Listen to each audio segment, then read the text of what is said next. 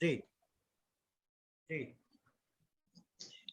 Urine के कारण back pain हो रहा है, तो मैंने कुलिकिल दिया है H2C10A3 प्लस F1 और WE। सर, C10 का रोल क्या है वहां पर? मैं नया हूँ प्रैक्टिशनर, और कुछ मत ने करिए यहाँ आप। से हमारे साथ से लिया आपके है। आपके पास पेशेंट बैठा है क्या? हाँ, अभी पेशेंट मेरी मिसिस ही है। एक काम कीजिए आप, है ना, अपने घर की हाँ बात है ना, ठीक है, आप एक काम हाँ कीजिए, 1 कप पानी गर्म करवाइए, ठीक है, हाँ और उसमें बी की हाँ 20 ड्रॉप डालिए, बी के 20 ड्रॉप। ठीक है। बैक पेन हो रहा है सर जी, मगर सर, आप केवल मेरी बात सुनिए। हाँ 1 घंटे बाद मेरे को आप 1 घंटे बाद फीडबैक बताइएगा, इसलिए मैं आपको बता रहा हूँ। आप 1 कप पानी गर्म कराइए, बी की 20 ड्रॉप डाल के पिला दीजिए, ठीक है। उसके 10-15 मिनट बाद 1 से 1.5 गिलास ठंडा पानी पिला दीजिए, ठीक है। उसके आधे घंटे बाद फिर हाँ से 1 कप पानी गर्म करिए, 10 ड्रॉप बी का डालिए, 5 ड्रॉप हाँ C2 का डालिए, 5 ड्रॉप विन1 का डालिए, ठीक है। हाँ हाँ, ठीक है और ठीक है। उसको पिलाने के फिर 10-15 मिनट बाद 1 से 1.5 गिलास ठंडा पानी पिलाइए, ठीक है। और हाँ हाँ हमारे ये लेक्चर कंप्लीट होने के बाद आप मुझे बताइएगा। सर, एक कल करूंगा मैं, क्योंकि वो सब मेरे क्लिनिक पे पड़ा हुआ है सब, जी बराबर। और सर, जी हम नए प्रैक्टिशनर है, तो हमको मटेरियल चाहिए, तो कहाँ से लेना होगा? सर, मटेरियल के लिए बहुत सारी कंपनियां पड़ी हुई है। आप कानपुर से दीपक सिन्हा जी से बुला लीजिए, उड़ीसा से आप मोरे सर से बुला लीजिए, आप बिहार से विक्रमगंज से बुला लीजिए। मैं इन तीनों का प्रोटोकॉल यूज करते आ रहा हूँ, क्योंकि मुझे हाँ हाँ क्रूड एसेंस मिलता है, मैं खुद प्रिपेयर करता हूँ, ठीक है। हाई पोटेंसीज में लेता हूं तो बिहार से 50,000 रुपए महीने का हाई पोटेंसी मेरा फिक्स है, ठीक है। हाँ तो हाँ। हाई अब पोटेंसी के लेवल पे मैं प्रैक्टिस करता हूँ, इसलिए मैं इस चीज को प्रमोट करता हूँ, ठीक है। आप कहीं से भी बुला सकते हो। अभी यहाँ पे क्या है कि मेरे साहब ने यहाँ पे बताया, तो मैंने NEHM से अभी किट लिया हुआ है। जी, नहीं वो मुझे आइडिया नहीं सर, मैंने यूज नहीं किया उनका, इसलिए मैं आपको नहीं गाइड नहीं कर सकता हूँ। नहीं, मैं बता देखिए क्या, ये बताया हुआ मैंने ये आपको। देखिए अच्छा, मैंने देखिए वो क्या, किट 6 महीने से पड़ी है, मगर मैंने अब तक यूज नहीं किया। नहीं आप यूज नहीं करेंगे जब तक रिजल्ट कैसे पता चलेगा सर आपको। अब मेरे को आप यूज हाँ, कीजिए, आठ आला फोन आला तो 8 से म्हटले मला ते यूज वाले कीजिए आप, ठीक मैंने है। में से टकला 8:30 म्हणते जी सर, आपका कल का लेक्चर से मैं बहुत पॉजिटिव हूँ। जी हम अजून 8 नाही वाजले। Good evening sir. Good evening Harish sir. हाँ sir, good evening. Good evening. Sir good evening. Good evening sir. नमस्कार सर। Good evening sir. काय होतंय गुड ते? Evening. Good evening sir. Sir अभी आपने B20 गुड ड्रॉप इवनिंग बताया sir. ना sir, वो कंप्लीट क्या है सर? ये जॉयदीप बनर्जी सर, हाँ सर, ये 20 ड्रॉप हाँ वो कंप्लेंट क्या है सर, प्रॉब्लम क्या है? Urine urine incontinence of urine हो रहा है, उसका फ्लो बढ़ा दीजिए तो आपण आपण BH2 नापास झाले बेस्ट ते काम सगळे करता नापास. है। Okay okay okay, urine incontinence. Good sir evening sir. किसी का मोबाइल चालू है सर? नमस्ते Manish sir. Good evening sir. नमस्ते सर। पिशवी विसरले. सर किसी का मोबाइल चालू है, इसलिए कुछ समझ में नहीं आ रहा है। सब लोग अपना म्यूट कर लीजिए मोबाइल प्लीज। जितने लोग जुड़ते हैं जुड़ते ही मोबाइल को म्यूट कर लीजिए। सारे डॉक्टर्स हैं, मनीष सर कुछ बोलते हैं तो समझ नहीं आता है हम लोग को। तो 1 ईयर स्टूडेंट ग्रुप में आपको एक झालं कसं आहे इंस्ट्रूमेंट हुआ है कि जिसमें 1 साल का गुड इवनिंग सर। सब लिंक मिलेगा, उसमें मिलेगा। ये रोज का प्रॉब्लम है, कितना भी सर बोल इवनिंग रामायण सर। सुनाएंगे। आमच्या इवनिंग सर का problem. Good evening. Chandrashekhar ji अपना माइक बंद कर गुड लीजिए। Evening sir. Good evening. नमस्ते good Manish evening sir. Sir. नमस्ते गुड बंदर evening sir. Sir. Good evening. Good evening. Sir नमस्कार। अल्कोहल छोड़ने के लिए जनरल टॉनिक में S12 30 ड्रॉप्स सर, जी हाँ, और नेचुरल टॉनिक में C12 and YE 10 drops sir. 20 drop, 20 plus 10। अच्छा, C12 20 है। जी okay sir, thank you sir. Hello sir. जी सर अब जैसे बड़ी आंत में अल्सर बन जाता है। Hello sir. हाँ सर, बोलते जाइए। हाँ सर, जैसे बड़ी आंत में अल्सर बन जाता है उसके लिए क्या देना पड़ेगा? Sir C15 is the best medicine for any type ulcer on. आप 30 डायलेशन में आप जी को ऐड करके दे दीजिए आप। बस ये 2 मेडिसिन देना है सर? आप उसके अलावा GT और NT को चलाइए खाली पेट खाने के बाद। C15 30 GA में C15 30 ड्रॉप 30 डायल्यूशन में जी, हाँ जी वहां पर आप D4 को डाल दीजिए, मिक्स करा दीजिए और दे दीजिए। ओके सर, ठीक सर, थैंक यू सर।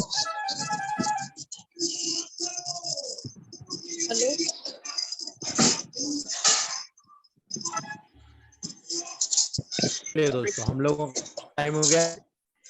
भी दोस्तों नमस्ते का मोस्ट सर। वेलकम। नमस्ते सर। नमस्ते मैडम। चलिए दोस्तों, अब शुरू करते हैं हम लोग नमस्ते हमारा नमस्ते मैडम। हम लोगों का मेन टॉपिक शुरू करते हैं दोस्तों।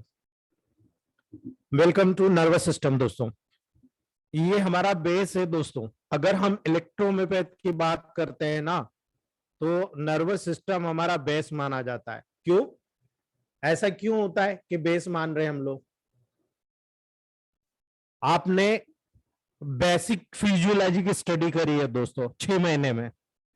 अब 6 महीने के बाद आती है दोस्तों, और मैं आपको बता दूं, मैं छोड़ने वाला नहीं हूं जी। धनसी महल मैडम, गुड इवनिंग। मैं आपको छोड़ने वाला नहीं हूं, भले 2 महीने एक्स्ट्रा लगेगा कोर्स, मेरी तरफ से मैं दूंगा। आपको टेंशन लेने की जरूरत नहीं है दोस्तों।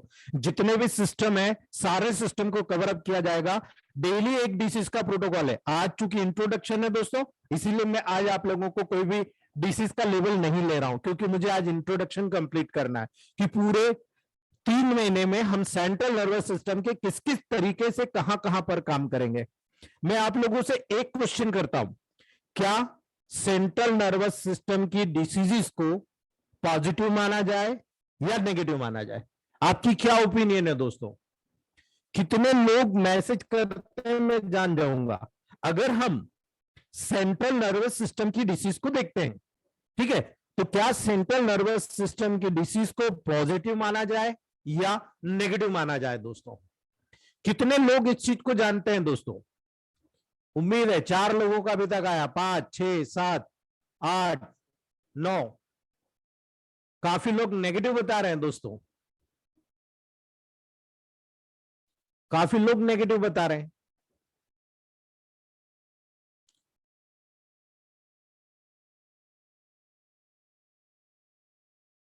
चलिए ठीक है, पॉजिटिव का साइन कुछ ज्यादा है दोस्तों, बिल्कुल सही बता रहे हैं दोस्तों आप। ठीक है, क्यों बता रहे हो? ये चीज जब हम डिजेनरेशन और रीजनरेशन के लेवल पर जाएंगे दोस्तों, देन यू गॉट इट, आपको समझ में आ जाएगा दोस्तों। ठीक है, सेंट्रल नर्वस सिस्टम जिस प्रकार से आप कंप्यूटर का लेवल मेंटेन करते हो दोस्तों, तो कंप्यूटर में आप सीपीयू का लेवल पर जाते हो। ठीक है, जब सीपीयू के लेवल पर जाते हो दोस्तों, उसका काम क्या होता है? मॉनिटर का काम क्या होता है दोस्तों? ठीक है ना। तो यहां पर हमको केवल इतना जानना है दोस्तों, केवल इतना समझना है कि ज्यादातर डिसीजेस दोस्तों वहां पर पॉजिटिव होती है या नेगेटिव होती है। इसी के ऊपर पूरा ट्रीटमेंट डिपेंड करता है दोस्तों। जब मेडिकेशन की बात की जाती है, तो आज पहले चैप्टर के बाद में, जब मैं कल आपको introduction of medicine which is directly affected the central nervous system as well as peripheral nervous system, आपको क्लियर हो जाएगा कि इलेक्ट्रोहोम्योपैथ कितना इजी है। लेकिन उसको कॉम्प्लिकेटेड बना दिया गया दोस्तों। किसने बनाया? आपने और मैंने बनाया? जी नहीं, ये बनाया गया हमारी बुक्स ने, ये बनाया गया कंपनीज ने। ठीक है, इन्होंने बहुत ज्यादा कॉम्प्लिकेटेड कर दिया दोस्तों। और दूसरी बात, आप देखते हो दोस्तों, हमारे में एक मॉडर्न साइंस में क्या डिफरेंस है? मॉडर्न साइंस में कोई भी डॉक्टर किसी कंपनी के अंदर घुस के नहीं जाता है, किसी कंपनी के लेवल पर जाके काम नहीं करता। उसको वो कंपनी एमआर भेजती है और वो एमआर उसको बताता है कि ये मेडिसिन ऐसे काम करती है दोस्तों। हमको कौन बताता है दोस्तों? कौन बताता है कोई कि ये मेडिसिन कैसे काम करती है दोस्तों? और आप लोग जितने भी लोग जुड़ते हैं दोस्तों, मुझे कोई दिक्कत नहीं है। जो लोग अपने आप पे बिलीव करते हैं, तो मैं आपको चैलेंज करता हूं, आप अपने आप से चैलेंज करिए कि मैं इस केस को ठीक कर सकता हूं। आप देखिएगा फीडबैक, हमारे ग्रुप में काफी मेंबर्स इतने एक्टिव हो गए हैं हमारे ग्रुप से जुड़ने के बाद। हम ये नहीं करें, हमारी फैमिली है, हमें डॉक्टर जैसा एक दूसरे को सपोर्ट नहीं करना, हमें फैमिली के रूप में सपोर्ट करना है दोस्तों, और वो दिखता है हमारे ग्रुप में, ठीक है। तो इसीलिए दोस्तों जब हम नर्व्स के लेवल पर जाएंगे तो हमें समझ में आ जाएगा कौन से ऑर्गन को किस लेवल पर करेक्ट करना है।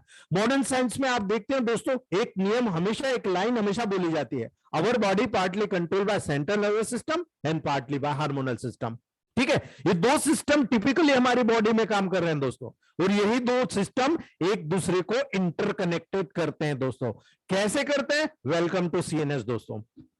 यही चीज आपको समझाना है मेरे को कि जिस दिन आपने समझ लिया कि यहां पर इंडोक्राइन ग्लैंड का क्या लेना देना है नर्वस सिस्टम से, या नर्वस सिस्टम का क्या लेना देना है इस इंडोक्राइन से दोस्तों, then you got a miracle result ever seen. आपने कभी नहीं देखा होगा दोस्तों इतना मिरेकल रिजल्ट आप लोगों को मिलने वाला है।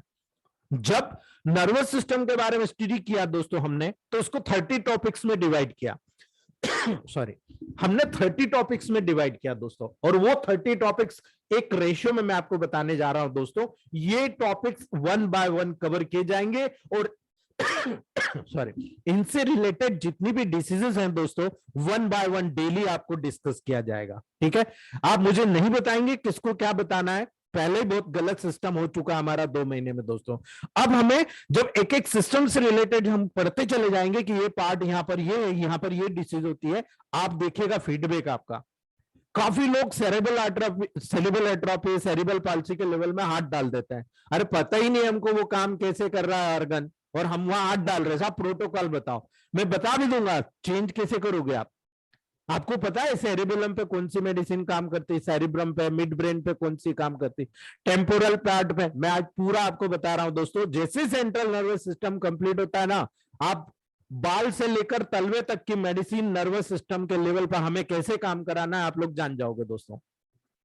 तो अगर हम नर्वस सिस्टम को हमने सिलेबस के अकॉर्डिंगली डिवाइड किया दोस्तों, तो हमने 30 टॉपिक्स में डिवाइड किया। सबसे पहला टॉपिक होता है introduction of neurons, second topic होता है classification of nerve fibre, third होता है प्रॉपर्टी ऑफ नर्व फाइबर। यदि हमको प्रॉपर्टी पता है कि नर्व फाइबर कैसे काम करता है, तो हम क्या उस प्रॉपर्टी के अकॉर्डिंग डिसीज के लेवल को जनरेट नहीं कर सकते दोस्तों? बिल्कुल, डिसीज के लेवल को जनरेट करके एक्यूट, क्रॉनिक, सब एक्यूट के लेवल पर जाकर हम लोग वहां पर कर सकते। और यही वो मैं आपको बताते, लोकल डिसीज और जनरल डिसीज, ठीक है।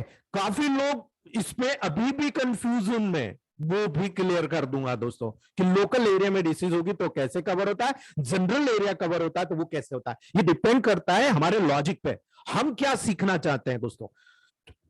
चौथा टॉपिक जो होगा हमारा दोस्तों, डिजेनरेशन और रीजनरेशन का, यानी नर्व फाइबर का जो डिजेनरेशन होता है वो कैसे होता है। हमारे पास कोई केस आया पैरालिसिस का या पैराप्लेजिया, हेमिप्लेजिया का केस आया दोस्तों, कोई डैमेज हो गया, मान लो किसी को ऑर्गन ही नहीं उठ रहा, ठीक है, वर्क ही नहीं कर रहा, तो हमको पता करना पड़ेगा कि नर्व में इंजरी हुई तो किस लेवल पे हुई, ठीक है। एक मतलब बिजली का कर्मचारी है, पोल से नीचे गिर गया, कमर के बल पे गिरा, आपके पास अगर वो 48 घंटे से 72 घंटे में आ गया तो बहुत कुछ आप कर सकते हो, लेकिन अगर वो 1 साल बाद आया तो कर सकते हो कि नहीं, ये देखना है दोस्तों। न्यूरोग्लिया क्या होता है, न्यूरोग्लिया का लेवल वहां पर आप लोगों को देखने को मिलेगा दोस्तों। रिसेप्टर्स आपको देखने को मिलेंगे दोस्तों। जब हम टिपिकली बहुत सारी चीजों के लेवल पर जाएंगे तो सिनेप्सिस हमको देखने को मिलेगी दोस्तों। न्यूरोट्रांसमीटर, न्यूरोमॉड्यूलर क्या होते हैं दोस्तों, ये देखने को मिलेगा। कितनी रिफ्लेक्स एक्टिविटी होती है आप देखते हैं दोस्तों। स्टमक में खाना ज्यादा हो गया या कुछ एग्रावेशन हुआ दोस्तों, फट से हमारा जो है स्टमक से वॉमिटिंग होकर सारा खाना बाहर निकल जाता है। व्हाई? ठीक है, रिफ्लेक्स एक्टिविटी। कभी कभी हमको ऐसा लगता है दोस्तों कि कफ में कुछ गले के लेवल पर, लंग्स के लेवल पर कुछ अटक गया, अचानक कफ आना शुरू हो जाता है, तो ये रिफ्लेक्स एक्टिविटीज होती है। तो बॉडी में कितने रिफ्लेक्स एक्टिविटी होती है, हम उसको कैसे कंट्रोल कर सकते हैं दोस्तों। स्पाइनल कॉर्ड में कितनी डिसीजेज होती है दोस्तों, हम उसको कैसे करेक्ट कर सकते हैं, ये चीज। Somato sensory system, somato motor system, ये क्या काम करता है दोस्तों, यहां पर हम लोगों को ये क्लियर होता है दोस्तों। कुछ लोगों ने वीडियो ऑन कर रखा है, प्लीज रिक्वेस्ट है आपसे वीडियो को बंद करिए, आपको लाइव ऑडियो वीडियो मिल जाएगा। ये प्रॉब्लम आपकी है, इसके कारण डेवलपमेंट जब वीडियो को बनाया जाता है तो बहुत सारा डिस्टरबेंसेस आता है, क्योंकि आप लोग चुप तो रहेंगे नहीं, आपके बैकग्राउंड से जितना भी साउंड आएगा पूरे मेरे साउंड को डिस्टर्ब करता है दोस्तों, ठीक है, आप लोगों का नुकसान है। फिजियोलॉजी का पेन हमने देखा पेन के चैप्टर में दोस्तों, शॉर्ट में ये भी बताया जाएगा। ब्रेन स्टेम, थैलेमस, इंटरकैप्सूल क्या होता है, हाइपोथैलेमस क्या होता है, सेरिबेलम क्या होता है, बेसल गैंग्लिया क्या होता है, सेरिब्रल कॉर्टेक्स क्या होता है, लिम्बिक सिस्टम क्या होता है, रेटिकुलर फॉर्मेशन क्या होता है, प्रोप्रियो रिसेप्टर क्या होता है दोस्तों, कैसे मॉडर्न साइंस में एनिमल्स के माध्यम से उस पर रिसर्च करके मेडिकेशन को प्राप्त किया जाता है, पूरी फिलोसॉफी बताऊंगा आपको। मेंटेनेंस ऑफ पोस्चर और इक्विलिब्रियम, अगर कोई व्यक्ति हमारे पास पेशेंट आता है, कोरिया का पेशेंट आया, पार्किंसोनिज्म का पेशेंट आया दोस्तों, कैसे कवर करोगे आप दोस्तों। वेस्टिबुलर अपरेटस, हियरिंग का जो अपरेटस होता है ईयर के लेवल पे पढ़ा जाता है दोस्तों, वो कैसे काम करता है। स्लीप, फिजियोलॉजी ऑफ स्लीप, मैं आपको मास्टर बनाने वाला हूं दोस्तों। कोई अगर पेशेंट आपको बोल दे कि साहब मुझे 3 दिन से नींद नहीं आ रही, आप 24 घंटे में बोल देना, 24 घंटे बाद बताना, चलिए हम प्रोटोकॉल ले जा। तो फिजियोलॉजी ऑफ स्लीप के लेवल पर, इपिलेप्सी के लेवल पर हमारे अभी 2 जूनियर डॉक्टरों ने दोस्तों 2-2 महीने में 3-3 एपिलेप्सी के पेशेंट को रिकवर किया है दोस्तों। अगर हायर इंटेलेक्चुअल फंक्शंस क्या होते हैं, सेरिब्रो स्पाइनल फ्लूइड होता है, इससे क्या रिलेशन होता है, और ऑटोनोमिक नर्वस सिस्टम, टोटल ये 30 टॉपिक है दोस्तों, जिसके बारे में हम लोग पर्टिकुलर डिस्क्रिप्शन देने वाले हैं हमारे पूरे 1 ईयर के केसेस में दोस्तों। अगर हम सीएनएस की शुरू करें दोस्तों, तो जैसे सीएनएस के बारे में आप लोग जानते हो दोस्तों, ये एक नर्वस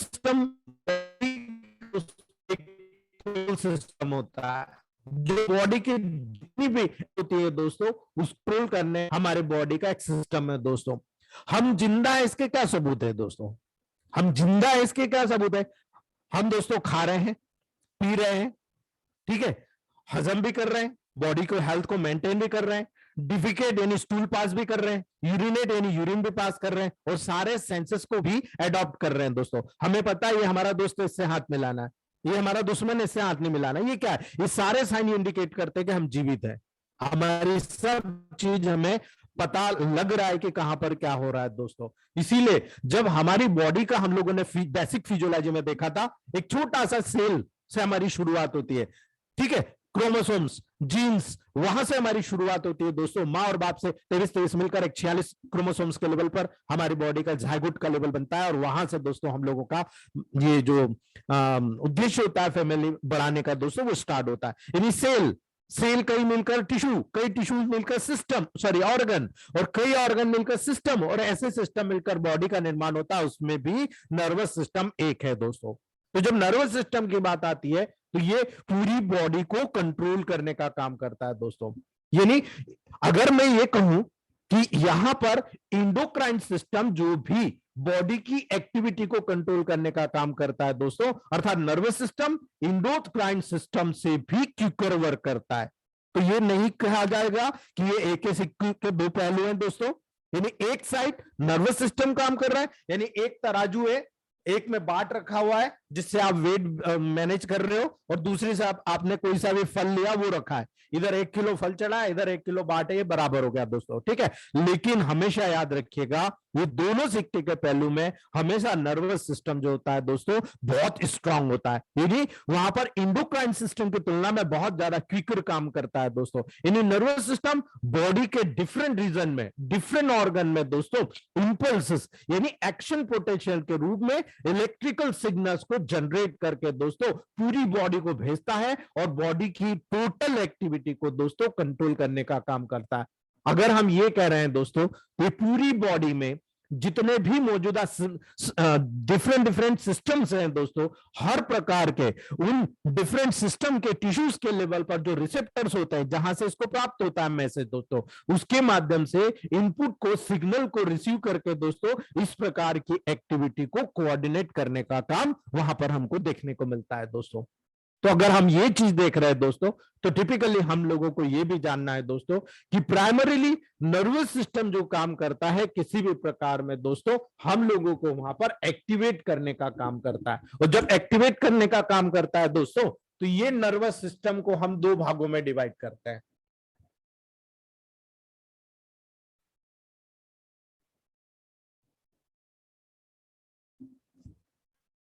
सिंपल सा, आप लोगों को पता है दोस्तों, नर्वस सिस्टम को 2 भागों में डिवाइड किया जाएगा। तो एक होगा आपका दोस्तों सेंट्रल नर्वस सिस्टम, दूसरा होगा आपका पेरिफेरल नर्वस सिस्टम।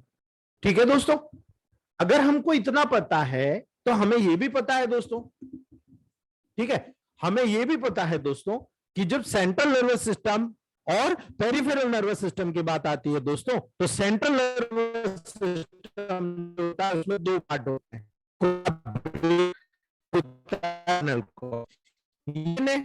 जो एक्टिविटी को, लेकिन किसके माध्यम से? स्पाइनल कॉर्ड के माध्यम से। ठीक है, ब्रेन से जो भी मैसेज आता है दोस्तों, जब स्पाइनल कॉर्ड के माध्यम से जितना भी मैसेज आता है दोस्तों, वो टिपिकली हम लोगों को देखने को मिलता है, वो टिपिकली दोस्तों हम लोगों को देखने को मिलता है कि पेरिफेरल नर्वस सिस्टम से जितने भी सेंसेशन आता है, सेंसरी इंपल्सेस आते हैं दोस्तों, वो टिपिकली हमारे ब्रेन को प्राप्त होती है।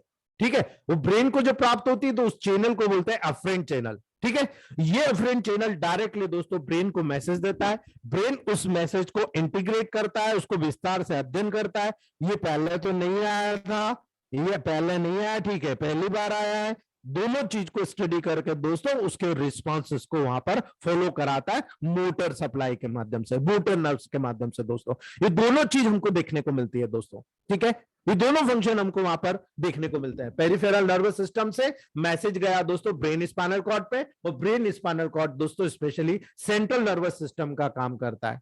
ठीक है, तो ये टिपिकली दोस्तों ब्रिलियंटली वर्क हमको देखने को मिलता है, और ये रिजल्ट हमको दिखाता है कि ये पूरी बॉडी के कंट्रोल सिस्टम के लेवल पर वर्क करता है दोस्तों। तो जब हम सेंट्रल नर्वस सिस्टम की बात करते हैं दोस्तों, तो हमको टिपिकली समझने की जरूरत होती है।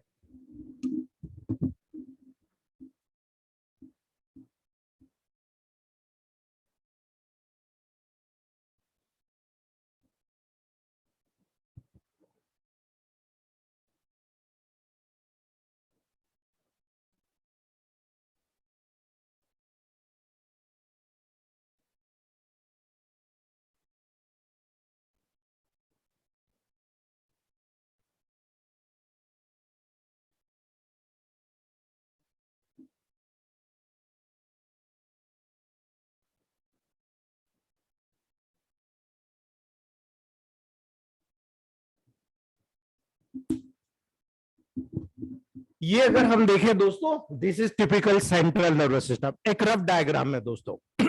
हम जब यहां पर बात करते हैं दोस्तों, तो ये जो सेरिब्रम पार्ट होता है, ये सेरिबेलम पार्ट होता है, ये मिड ब्रेन होता है, ये पोन्स होता है, ये मेडुला होता है दोस्तों। कलेक्टिवली ये पूरा का पूरा ब्रेन कहलाता है, ये पूरा ब्रेन पार्ट कहलाता है। ये आगे के नीचे, आगे ये ब्रेन जो होता है नीचे की तरफ आगे बढ़ता है, तो स्पाइनल कॉर्ड जो होती है दोस्तों, वो स्पेशली ये दोनों मिलकर वहां पर सेंट्रल नर्वस सिस्टम का निर्माण करते हैं दोस्तों। ठीक है, यहां से किसी भी प्रकार का सेंसेशन आया दोस्तों, वो टिपिकली एफरेंट चैनल के माध्यम से ऊपर जाएगा दोस्तों, और वहां पर इफरेंट चैनल जो मोटर सेंसेशन होता है दोस्तों, वहां से ये सेंसेशन नीचे की तरफ आता है और पूरे पेरिफेरल नर्वस सिस्टम के लेवल पर अपना फंक्शन को जनरेट करता है दोस्तों। यही 2 चीज समझ गए ना आप, ये 2 चीज। तो पार्किंसनिज्म कौन सी चीज है, एल्जीमर डिसीज कौन सी चीज है, मेनियर्स डिसीज कौन सी चीज है दोस्तों। I have cure more than 2000 plus patient of critical central nervous system diseases, even cerebral tumour, cerebral atrophy, cerebral palsy is a quickly cured by electrohomeopathy then homeopathy। क्योंकि मैं ऐसे होम्योपैथ हूं, मैं BHMS हूं, MD हूं organ end of medicine में दोस्तों, लेकिन उसके बावजूद मैं कह रहा हूं कि इलेक्ट्रोहोम्योपैथ से उससे बेटर रिजल्ट हमने लिए दोस्तों। और जब इलेक्ट्रोहोम्योपैथ के बिहाफ पे हमने रिजल्ट, हम लोगों को किताबी नॉलेज से बाहर आना पड़ेगा, अपग्रेडेशन करना पड़ेगा। जब हम अपग्रेडेशन करेंगे अपना, तब हमें समझ में आएगा व्हाट वी विल डू, हम क्या कर सकते हैं। और जिस समय हमने ठान लिया हम ये कर सकते हैं, लेकिन उसके लिए प्रैक्टिकल में भी मैन परफेक्ट, आप डायरेक्टली नहीं कर सकते, आपको एक रास्ता देखना पड़ेगा। और मैं तैयार हूं रास्ता बताने के लिए आपको दोस्तों। आप कितना गेन करते हैं, हमारे ग्रुप में से काफी लोग, काफी मैडम है, काफी सर है, काफी न्यू जूनियर डॉक्टर्स हैं, लेकिन आज इतनी ब्रिलियंट प्रैक्टिस कर रहे हैं दोस्तों, जो 20-20, 25-25 साल पुराने डॉक्टरों के लेवल को भी उन्होंने पीछे कर दिया है दोस्तों, क्योंकि फिलॉसफी क्लियर हो रही है।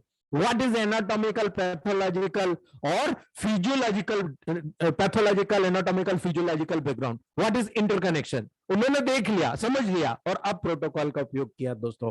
तो यहां पर जब सेंट्रल नर्वस सिस्टम की बात करेंगे दोस्तों, तो टिपिकली ब्रेन और स्पाइनल कॉर्ड हम लोगों को देखने को मिलेगा दोस्तों। ब्रेन नर्व सेल्स के द्वारा बनता है दोस्तों, जिसको हम टिपिकली न्यूरॉन्स कहते हैं दोस्तों, ठीक है। और सपोर्टिंग सेल्स के द्वारा दोस्तों क्रैनियम जाता है, जो ब्रेन का जो स्कल होता है ना दोस्तों, उसके अंदर टिपिकली पाया जाता है। तो सेंट्रल नर्वस सिस्टम में हमने देखी दोस्तों, इसको हमने न्यूरॉन्स और स्पेशली सपोर्टिंग सेल्स। तो सेंट्रल नर्वस सिस्टम को हमने दो पार्ट में डिवाइड कर दिया दोस्तों, एक न्यूरॉन कर दिया, एक सपोर्टिंग सेल्स, ठीक है। सपोर्टिंग सेल्स होती है केवल सपोर्ट करने का काम करती है, जो न्यूरॉन से भी डबल क्वांटिटी में पाई जाती है दोस्तों, ठीक है। आपको पता नहीं है दोस्तों बॉडी में कितने न्यूरॉन्स पाए जाते हैं, बिलियंस ऑफ न्यूरॉन्स पाए जाते हैं दोस्तों। अगर आप किसी छोटे से फ्रॉक को देखोगे, मेंढक को देखोगे ना, तो उसमें तो आराम से मिलियंस मतलब न्यूरॉन्स तो उसी में पाए जाते हैं। तो हमारी बॉडी तो बिलियनियर्स है दोस्तों, बिलियंस ऑफ बिलियंस न्यूरॉन पाए जाते हैं। इसीलिए आप लोगों को ये चीज मैंने फिजियोलॉजी ऑफ पेन में बहुत अच्छे से समझाई थी दोस्तों, क्योंकि अगर आप यहां पर ये फंक्शन जानना चाहते हो तो आपको ये पता होना चाहिए एक न्यूरॉन एक बार में कितने न्यूरॉन से बात करता है। कितने लोग जानते हैं दोस्तों, हमारे जितने भी लोगों ने फिजियोलॉजी ऑफ पेन को स्टडी किया था दोस्तों, पेन मैनेजमेंट को, वो सारे जानते हैं एक न्यूरॉन एक बार में 10,000 प्लस न्यूरॉन से दोस्तों डायरेक्ट कांटेक्ट में होता है। तो आप सोचिए कि एक नर्व पर कितना लोड होता है, कितनी एक्शन पोटेंशियल दोस्तों जब वहां पर डेवलप होती है, तो एक बार में एक नर्व कितने सारे नर्व पोटेंशियल को, एक्शन पोटेंशियल को, इंपल्सेस को दोस्तों वहां पर डायरेक्टली या इनडायरेक्टली अडॉप्ट करता है। तो आप सोच लीजिए कि नर्वस सिस्टम का फंक्शन कितना तेज होता है, कितना क्विकर होता है दोस्तों। आप जब एंडोक्राइन के लेवल पर जाओगे, तो एंडोक्राइन के लेवल पर जाने पर क्या होगा दोस्तों, एंडोक्राइन के लेवल पर वर्क करने पे जब उस ऑर्गन के लेवल पर उसको जरूरत होगा ना, तब उस समय ब्रेन में हाइपोथैलेमो पिट्यूटरी एक्सिस जो होता है, उसके माध्यम से उस हार्मोन के लिए वहां पर जो ग्लैंड उसको स्टिमुलस जाएगा, वो हार्मोन ब्लड में मिलेगा, क्योंकि ये डक्टलेस ग्लैंड है, कोई डक्ट नहीं है इसमें। तो ये क्या करेगा, ब्लड में गिरेगा, ब्लड में गिरने के बाद टारगेट ग्लैंड पे जाएगा, और टारगेट ग्लैंड पे जाकर दोस्तों वहां पर वो काम करेगा। मतलब कितना लंबा प्रोसेस होगा। इसीलिए जबकि अगर नर्वस सिस्टम की बात की जाएगी दोस्तों, 1/1000वें सेकंड में उसका एक काम हो चुका होता है। अगर आप पैदल चल रहे हो और अचानक आपको कांच लग गया, पांव में कांच चुभ गया, कांटा चुभ गया, आपको जैसे ही कांटा चुभा वैसे ही तो पता चल गया, उसमें कितना 1 सेकंड भी नहीं लगा दोस्तों। 1/1000 सेकंड में मैसेज भी चला गया, रिस्पॉन्स भी आ गया, आपने पांव उठा लिया दोस्तों, ठीक है, क्योंकि पेन सेंसेशन हुआ। तो ये प्रोटोकॉल्स होते हैं दोस्तों, इसे हमें सीखना। तो ब्रेन के नर्वस टिश्यू का स्पाइनल कॉर्ड तक कंटिन्यूएशन होता है। ये विशेष तौर से एक लाइन याद रखिएगा, ब्रेन के नर्वस टिश्यू का स्पाइनल कॉर्ड तक कंटिन्यूएशन होता है। ये जो लास्ट सैक्रल रीजन होता है दोस्तों, कॉसिक्स और सैक्रल रीजन, तो कॉसिक्स लास्ट पार्ट होता है और सैक्रल रीजन दोस्तों एंड ऑफ स्पाइनल कॉर्ड होता है। यानी इस कॉसिक्स रीजन में किसी भी प्रकार पुराने समय में कोई फंक्शन रहा होगा, अभी उसका कोई फंक्शन नहीं है, वो टेल बोन के रूप में वहां पर दोस्तों डिस्क्राइब होता है। इसीलिए दोस्तों जब आप ब्रेन के नर्वस टिश्यू के लेवल पर बात करोगे दोस्तों, तो स्कल बोन के जो फोरामेन मैग्नम होता है दोस्तों, उसके माध्यम से वर्टिब्रल कॉलम की कैनाल के अंदर दोस्तों टिपिकली ये पार्ट आता है। अर्थात ब्रेन के अलग अलग पार्ट होते हैं दोस्तों, प्रत्येक का अपना स्वयं का फंक्शन होता है, और वो स्वयं का फंक्शन दोस्तों टिपिकल फंक्शन होता है। उसी के अकॉर्डिंग आपको पूरा, उसी के अकॉर्डिंग दोस्तों आपको पूरा, यानी फ्रंटल रीजन पर आपकी कौन सी बेस्ट इलेक्ट्रोहोम्योपैथ रेमेडी है, वो आपको बकायदा प्रूफ के साथ बताया जाएगा, और उसको प्रूफ करना है आपको दोस्तों। दूसरा, पैराइटल रीजन में दोस्तों कौन सी इलेक्ट्रोहोम्योपैथ मेडिसिन काम करती है, ऑक्सीपिटल रीजन में कौन सी रेमेडी काम करती है दोस्तों।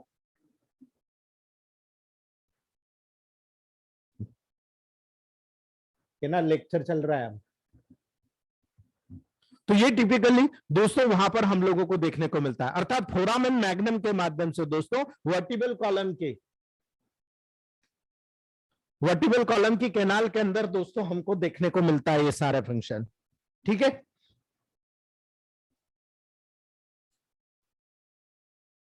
फोन पे बात कर लेना अपने से। तो ये छोटी छोटी चीजें हम लोगों को सीखने की है दोस्तों। यानी ब्रेन के नर्वस सिस्टम फॉर्मेशन जब आप देखोगे, ये जो फोरामेन मैग्नम है दोस्तों, जहां स्कल से स्पाइनल कॉर्ड जुड़ता है, ठीक है, तो यहां से दोस्तों जब नीचे की तरफ आप लेकर आओगे, यानी यहां से वर्टिब्रल कॉलम पे आपका जो पूरा स्कल होता है दोस्तों, वो वहां पर फिट होता है, ठीक है, और वहां से पूरा सेंसेशन यानी ब्रेन से निकलेगा आपके स्पाइनल कॉर्ड पे, स्पेशली आपके सर्वाइकल वर्टिब्रा से होता हुआ दोस्तों पूरे स्पाइनल कॉर्ड के लेवल पर आएगा। तो ये टिपिकली फंक्शन हमको वहां पर देखने को मिलता है दोस्तों। तो जब ब्रेन के लेवल पर अब आप जाओगे दोस्तों, तो ब्रेन और स्पाइनल कॉर्ड का स्ट्रक्चर की जब बात करोगे दोस्तों, टिपिकली 2 लेयर में अरेंज रहता है, और ये 2 लेयर ही आपके लिए इंपॉर्टेंट होती है, यानी ग्रे मैटर का लेवल हो या फिर स्पेशली अगर आप व्हाइट मैटर की बात करो दोस्तों, ये दोनों चीज हमारे लिए बहुत इंपॉर्टेंट होती है दोस्तों। और इसी का लेवल अगर आपको देखना है दोस्तों, तो आपको थोड़ा सा यहां पर समझना पड़ेगा। ये जो पोर्शन होता है, अब हमने यहां पर न्यूरॉन की बात कर लें दोस्तों, ये नर्व सेल बॉडी है,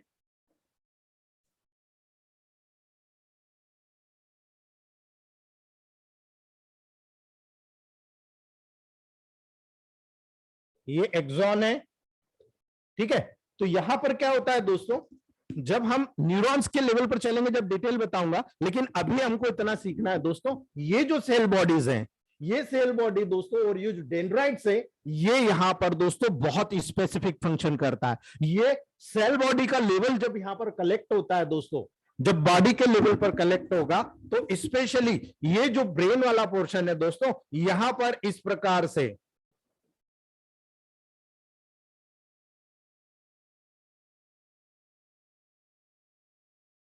ये जो पोर्शन होता है, एक्सटर्नल पोर्शन होता है दोस्तों, टिपिकली यही एक्सटर्नल पोर्शन ग्रे मैटर को फॉर्म करता है दोस्तों।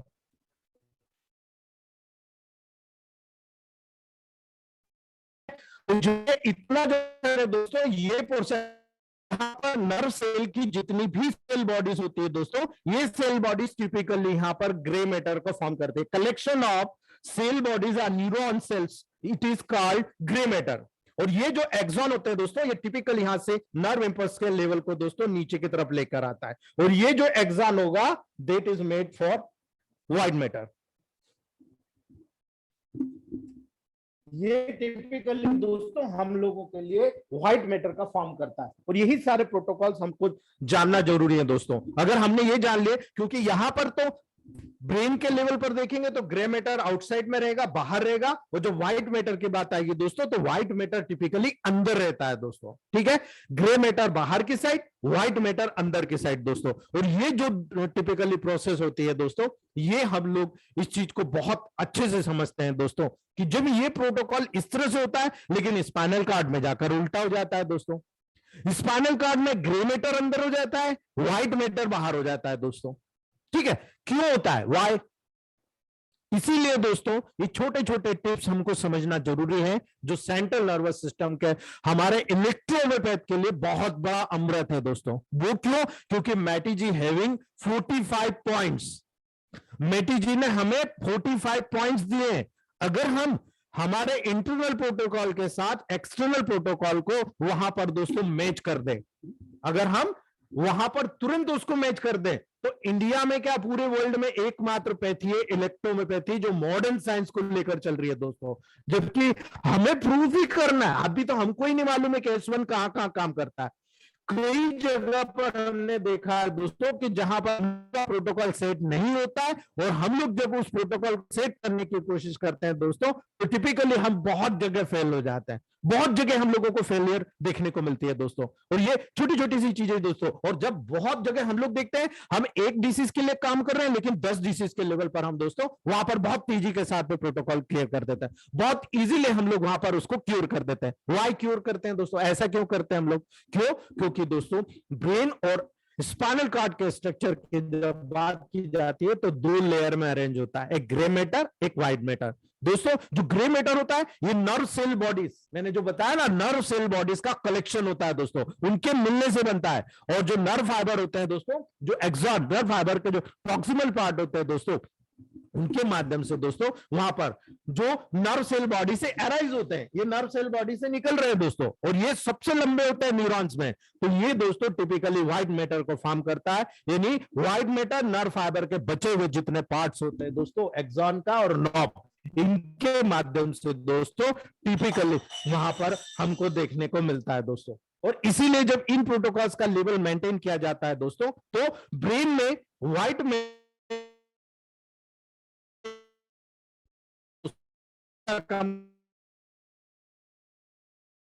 से जाएगा, पाथवे के माध्यम से जाएगा, क्योंकि सेल बॉडी तो ऑलरेडी दोस्तों यहाँ पर ब्रेन के अंदर मौजूद है, जो आउटसाइड में हम लोगों को देखा है दोस्तों।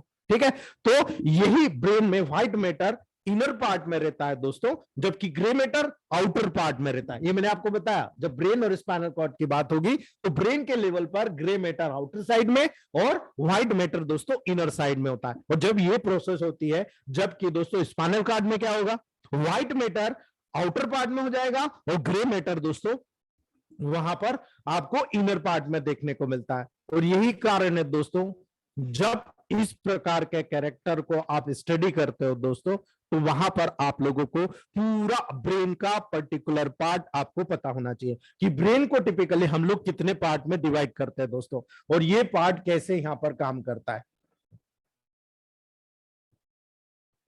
यानी अगर हम प्रोटोकॉल्स की बात करें दोस्तों, कि यहां पर प्रोटोकॉल्स ब्रेन के लेवल पर जब जनरेट होंगे तो पर्टिकुलर पार्ट के लेवल पर कैसे होंगे दोस्तों। जब ब्रेन होता है, इसको आप कितने पार्ट में डिवाइड कर सकते हो दोस्तों, और उन पार्ट के लेवल पर उनका नाम कैसे रखते हो, उन पे क्या मेडिसिन काम करती है दोस्तों।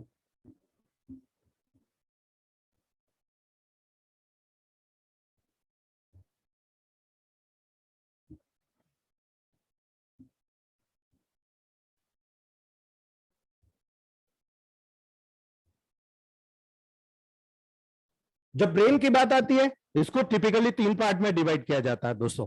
पहला पार्ट होता है फोर ब्रेन, दूसरा पार्ट होता है मिड ब्रेन, और तीसरा पार्ट होता है हाइंड ब्रेन दोस्तों।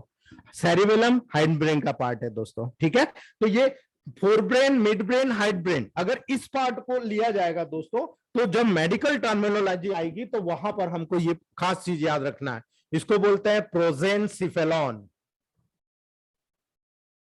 जो फोर ब्रेन होता है दोस्तों, उसको प्रोजेनसिफेलॉन कहा जाता है, और जो मिड ब्रेन होता है उसको मेसेनसिफेलॉन कहा जाता है, और जो हाइंड ब्रेन होता है दोस्तों, इसको टिपिकली आप देखोगे दोस्तों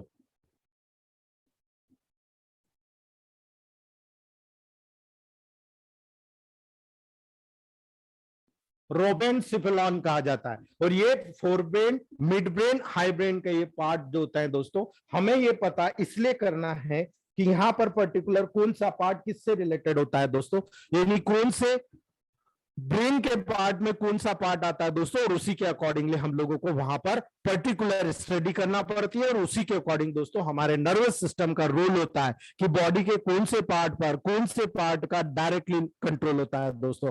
why we are using 5, 6, 7, 8, 17 and 80 points for cure any type of nervine diseases and create any type of energy in our body। आप देखते हैं दोस्तों, बॉडी के किसी भी लेवल पर एनर्जी को जनरेट करने के लिए हम इस प्रोटोकॉल का लगातार उपयोग करते हैं दोस्तों। हमारे जितने भी सीनियर प्रोटोकॉल्स हैं, जितने भी सीनियर डॉक्टर्स हैं जो प्रोटोकॉल को जनरेट करते हैं दोस्तों, वो टिपिकली डायरेक्टली इनडायरेक्टली इसी लेवल पर फायदा करता है। काफी ऐसे सीनियर चिकित्सकों से मिला हूं दोस्तों, बुरा मत मानिएगा, मैं ऐसे लोगों की बुराई नहीं करता, लेकिन अच्छाई भी बताता हूं।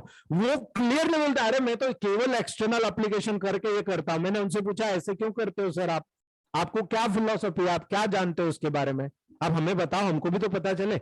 अरे मुझे कुछ नहीं मालूम यार, बस मैं ये करता हूं, मुझे किसी से मिला था और मुझे ये रिजल्ट मिला। तो दोस्तों, जब हम किसी आईडीसी के सामने या किसी बहुत बड़ी कमेटी के सामने, या मान लो ड्रग इंस्पेक्टर आ गया और उसने अगर पूछ लिया, और अगर आपने 4 लाइन उसको बता दी कि सर आपका सिर दर्द हो रहा है, एक काम करो बैठो आप। मेरे साथ इंसिडेंट्स हुआ है दोस्तों, मैं इसीलिए आपको बता रहा हूं। मैंने केबल जब एक डीआई आया, उसको मैंने कॉफी में डालकर, दोस्तों आप लोगों को पता है हमारे प्रोटोकॉल्स, ठीक है, मैंने उनको कॉफी में डालकर दोस्तों स्पेशल S10, F1, C1 वर्वन वाई ओनली वन ड्रॉप मैंने उनके सामने D3 एसेंशियल एल्कीमी मेथड या जो भी RS बेस्ड मेडिसिन थी दोस्तों जो मेरे पास अवेलेबल थी क्लिनिक पे, मैंने डालकर उनको पिला दिया। और F2WE C5 याद है, A2 F2 C5WE, इसका मेरे पास हमेशा लोशन और ऑइंटमेंट बना हुआ तैयार रहता है दोस्तों। टिपिकली मैंने उसको फोरहेड पे लगा दिया, और जब फोरहेड पे अप्लाई किया दोस्तों, तो फोरहेड पर अप्लाई करने के बाद करीब करीब 10 मिनट लगे होंगे दोस्तों, ओनली 10 मिनट्स। 10 मिनट्स बाद वो ड्रग इंस्पेक्टर जो मेरे होम्योपैथ के सारे मेडिसिन को एग्जामिनेशन कर रहा था, वो बोलता है साहब पहली बात तो मैं आज के बाद आपके आऊंगा नहीं। क्यों? अरे आपका प्रोटोकॉल ने मेरा बिल्कुल सिर, मेरा 2 दिन से हेडेक हो रहा था, मैं जर्नी पे हूँ, 2 दिन से चेकिंग पे चल रहा हूँ और मुझे इतना बड़ा फीडबैक मिला। मैंने कहा सर ये फीडबैक होम्योपैथ से नहीं मिला, ये फीडबैक इलेक्ट्रोहोम्योपैथ से मिला। वो बंदे ने 3 दिन तक पीछा नहीं छोड़ा दोस्तों, बहुत सारी उनकी फैमिली के बहुत सारे पर्संस के लिए मेडिसिन मंगाया और आज वो पूर्ण रूप से सेटिस्फाई है। ही सेज कि electrohomoeopathy is the best science. मैंने आज तक नहीं देखा, लेकिन प्रूफ करने की जरूरत है, आप प्रूफ कीजिए इसको। और उन्हीं ने मुझे ये बहुत छोटी छोटी टिप्स बताई कि आप इस प्रकार से प्रूफ कीजिए दोस्तों, जिसको मैं आज तक फॉलो करते आ रहा हूं। मैं हमेशा अपने फीडबैक्स को स्टडी करता हूं, उसके पॉइंट्स को नोट करता हूं, रजिस्टर में मेंटेन करता हूं, और वही चीज दोस्तों हम लोगों को लगातार आगे बढ़ाती है दोस्तों। नेक्स्ट बात करते हैं दोस्तों, अगर हम फोर ब्रेन की बात करते हैं तो फोर ब्रेन को भी दोस्तों टिपिकली हमने 2 पार्ट में डिवाइड किया दोस्तों। एक होता है टेलीसिफेलॉन, एक होता है डायनसिफेलॉन। ठीक है, एक होता है टेलीसिफेलॉन, एक होता है डायसिफेलॉन। अब यहां से हमारा काम शुरू होता है दोस्तों। यहां से नर्वस सिस्टम की पूरी डिजीजेस कौन कौन से पार्ट से होती है दोस्तों, लोगों को यहां पर जनरेट करना पड़ता है दोस्तों। तो यहां पर अगर हम बात करते हैं दोस्तों सेरिब्रल हेमिस्फीयर, ये कौन सा है? टेलीसिफेलॉन में पहला पार्ट होता है सेरिब्रल हेमिस्फीयर, दूसरा होता है दोस्तों बेसल गैंग्लियन, तीसरा पार्ट होता है दोस्तों हिप्पोकैम्पस, और चौथा पार्ट होता है दोस्तों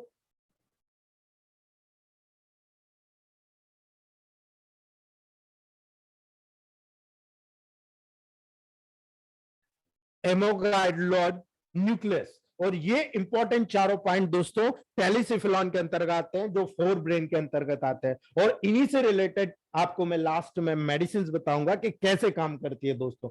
दूसरा होता है डायनसिफेलॉन, जो आप लोगों ने जनरेट किया था, मैं आपको आगे बता रहा हूं इन पार्ट को बताने के बाद। थैलेमस, हाइपोथैलेमस,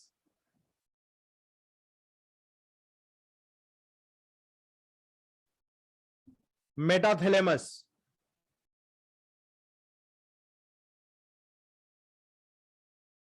और लास्ट जो इसका पार्ट होता है दोस्तों सबथैलेमस। ये पर्टिकुलर दोस्तों स्पेशल ये 2 पार्ट हम लोगों को फोर ब्रेन के लेवल पर स्टडी करना है दोस्तों। जब मेटाएन्सेफेलॉन की बात आती है दोस्तों, तो केवल दो इंपॉर्टेंट पॉइंट होते हैं दोस्तों, एक होता है पोन्स, एक होता है सेरिबेलम। ठीक है, और यहां पर दोस्तों मायनसेफेलॉन, मायनसेफेलॉन के लेवल पर दोस्तों क्या होगा? Medulla oblongata. ठीक है, ये पूरा सेंट्रल नर्वस सिस्टम होता है दोस्तों, और यही सेंट्रल नर्वस सिस्टम हमें पूरी चीजें बताता है दोस्तों, पूरी बॉडी का कंट्रोल सिस्टम बताता है कि हम किस माध्यम से किस तरीके से दोस्तों पूरे सेंट्रल नर्वस सिस्टम को कंट्रोल कर सकते हैं। तो ये स्टार्टिंग टॉपिक था दोस्तों। अब आपको मैं थोड़ा सा प्रैक्टिकल बताता हूं, उम्मीद है आपको समझ में आया होगा दोस्तों।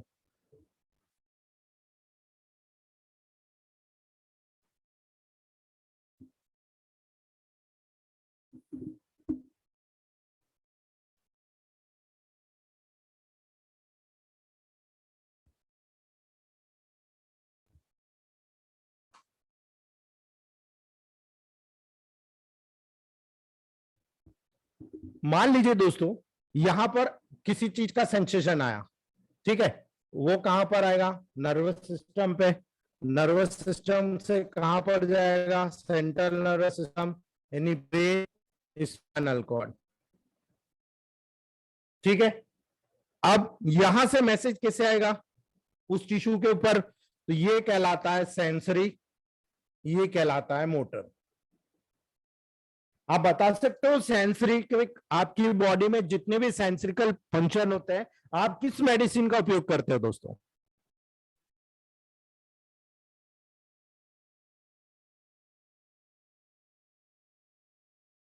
क्लियर?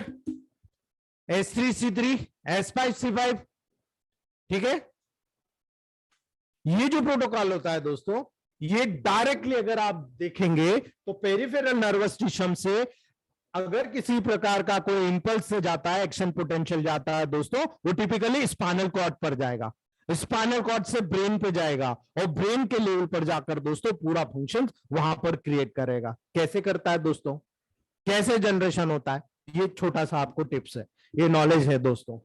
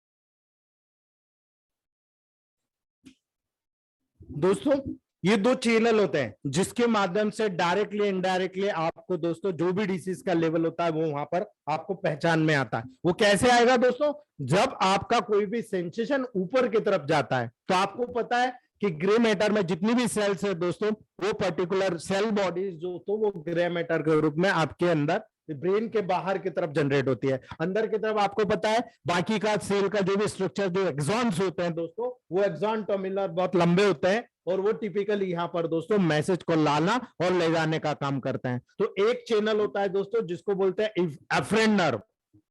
एफरेंट नर्व मतलब पेरिफेरल नर्वस सिस्टम से दोस्तों कोई भी नर्व सेंसेशन को ब्रेन तक पहुंचाने का काम करती है दोस्तों, वो एफरेंट नर्व करती है। और दूसरा जो होती है दोस्तों, जो पर्टिकुलर ब्रेन से निकलकर वहां पर पेरिफेरल नर्वस टिश्यू तक लाने का काम करती है दोस्तों, उसको बोलते हैं एफरेंट नर्व। ठीक है, ये एफरेंट नर्व और इफरेंट नर्व ये दोनों सेंसेशन बहुत इंपॉर्टेंट होता है दोस्तों। इसी के माध्यम से टिपिकली हमारी बॉडी में जितना भी नर्वाइन सेंसेशन होता है वो हम लोगों को टिपिकली देखने को मिलता है, और यही चीज हम लोगों को टिपिकली वहां पर देखने को मिलती है दोस्तों। तो जब आप इस चीज को समझते हो तो आपको बहुत सारी चीज वहां पर फीडबैक के रूप में समझने की जरूरत होगी दोस्तों। यानी यहां से जब एफरेंट चैनल आया और यहां पर गया दोस्तों, तो ऐसे डायरेक्टली नहीं चला जाएगा, इसका पूरा एक चैनल रहेगा दोस्तों। वो first order neuron, second order neuron, third order neuron दोस्तों, वो हमको समझना है, वो बहुत लेटर टॉपिक अभी इंपॉर्टेंट हमारा इस छोटी सी चीज को समझने का था जो मैंने आपको बताया दोस्तों। जब हम ब्रेन के पार्ट की बात करते हैं दोस्तों, तो वाई जब ब्रेन की पार्ट को बात करेंगे तब हम लोगों को समझने को मिलेगा दोस्तों, जब आप सेरेबेलम के लेवल पर काम करते हो। सेरेबेलम जो होता है दोस्तों, ये सेरेबल है, कॉर्टेक्स है और ये सेरेबेलम है। अब सेरेबेलम का फंक्शन क्या होता है दोस्तों, S10, F1 और W का फंक्शन क्या होता है आप जान लीजिए दोस्तों, तो आप सेरेबेलम पर काम करना शुरू कर दोगे। ठीक है, सेरेबेलम के लेवल पर जब आप काम करोगे तो डायरेक्टली आपको S10, F1, W का लेवल जानना है दोस्तों। Then you create any history, आप किसी भी प्रकार के जो सेरेबेलम की हिस्ट्री होगी दोस्तों, आप उसको कवर कर सकते हो। अब आपको पॉजिटिव देना नेगेटिव देना डिसीज की क्वालिटी के ऊपर डिपेंड करेगा, कितनी क्वांटिटी में कितने पार्ट में फैली हुई है इसके बेस पर डिपेंड करेगा दोस्तों। इसीलिए जब सेरेबेलम पार्ट पर आप जाओगे तो S10 F1W का प्रोटोकॉल आपको देखने को मिलेगा। तो what is the function of cerebellum? Most welcome to CNS। हम आगे देखेंगे दोस्तों। इसीलिए छोटी छोटी सी टिप्स आपको मैं बताने जा रहा हूं। जब कोई नर्व की बात आती है दोस्तों, नर्व के लेवल पर मेडिसिन की बात आती है, तो वहां पर जो सेल बॉडी होती है उस सेल बॉडी के लेवल पर दोस्तों स्पेशली जब वर्क देखोगे आप, तो सिलेक्टेड रेमेडीज का नर्व सेल बॉडी पे काम आपको देखने को मिलेगा। F1, C1, S10, WAR1, WAR2, Why? It is typically work on cell bodies। ठीक है, तो आपको यह पता होना चाहिए कि सेल बॉडी के लेवल पर अगर कोई डिसीजेस है, कौन कौन सी है, ठीक है, कैसे जनरेट हो रही है। मेनिंजाइटिस कहां से जनरेट हो रही है दोस्तों? पता है आपको? मीनियर्स डिसीज कहां से हो रही है? अल्जीमर डिसीज कहां से हो रही है? क्या आप इन मेडिसिन का वर्क कर सकते हो? प्रूव करिए आप। आपको मैं कहता हूं प्रूव करिए दोस्तों। एक्सॉन की बात करें, हम ये एक्सॉन टर्मिनल की बात करें, अगर किसी एक्सॉन में मान लो यहां पर किसी प्रकार का डैमेज हो गया, ठीक है, एक्सॉन अफरेंट चैनल से इंपल्स ही नहीं गया, तो आपको पता ही नहीं चला आपको प्रॉब्लम क्या हो रही है दोस्तों। ठीक है, तो यहां पे लेवल पर जब आप बात करते हो दोस्तों, तो यहां पर अगर एफरेंट चैनल में या एफरेंट चैनल में कोई प्रॉब्लम क्रिएट हो रही है दोस्तों, then you use C5 negative plus G। Any type of axons which is degenerated or their function are disturbed, then you use C5 negative plus G। अब आप नेगेटिव कितना दे सकते हैं ये आपकी क्वालिटी के ऊपर डिपेंड करता है कि आप कितना समझे C5 को, C5 के लेवल को कितना जाना है आपने दोस्तों। आप पोटेंसी के किस लेवल तक जा सकते हो, वो लेवल आप लोगों को यहां पर फीडबैक के रूप में देखने को मिलता है दोस्तों। इसीलिए ये प्रोटोकॉल्स मुझे आपको बताना जरूरी था दोस्तों। जब स्पाइनल कॉर्ड की बात आती है, while you are using C3 L1 F1 A1 W, आप क्यों यूज करते हो दोस्तों C3 L1 A1 F1 W? क्यों यूज करते हो? आप क्यों नहीं C4 यूज कर लेते हैं? ठीक है, बल्जिंग के केसेस में while you are using C3, आप C4 क्यों नहीं यूज कर लेते हैं दोस्तों? ठीक है, तो ये टिपिकल चीजें हैं दोस्तों, जो छोटी छोटी टिप्स हैं, ये डायरेक्टली आपको बताती है कि पर्टिकुलर लेवल पर कैसे काम करना है। अगर मैं कहूं आपको कि सेरिब्रम, ये जो सेरिब्रल कॉर्टेक्स है, इस सेरिब्रम के लेवल पर दोस्तों अगर मैं कहूं S10 F1 P3 पैक्टोरल 3, अब P3 कहां आ गया दोस्तों? यहां WE, इनका डायरेक्ट रोल देखा जाता है दोस्तों। तो आप मानेंगे? आप प्रूफ कीजिए दोस्तों। अगर मैं कहूं कि जब ब्लड ब्रेन बैरियर से सिग्नल इंपल्सेस क्रॉस होकर ब्रेन में नहीं पहुंच पा रहा है, तब आपकी क्या मेडिसिन होना चाहिए? आप में से कितने लोग फेल हो जाएंगे दोस्तों? WAR1 is a best remedy because of allium sativum. ठीक है, allium sativum is a best remedy दोस्तों, जो किसी भी केस में यदि किसी भी पेशेंट को WAR1 आप यूज, आप में से कितने लोग कोलेस्ट्रॉल ट्राइग्लिसराइड पे WAR1 यूज करते हैं दोस्तों? How much people use WAR1? दिल से बताना दोस्तों, झूठ बोलने से कोई मतलब नहीं। कभी भी WAR1 को यूज करके देखिएगा किसी भी प्रोटोकॉल में दोस्तों, पॉजिटिव हो नेगेटिव हो नेवर माइंड, D5 D6 के लेवल पर जब आप वहां पर काम करेंगे ना, तब आप लोगों को देखने को मिलेगा दोस्तों।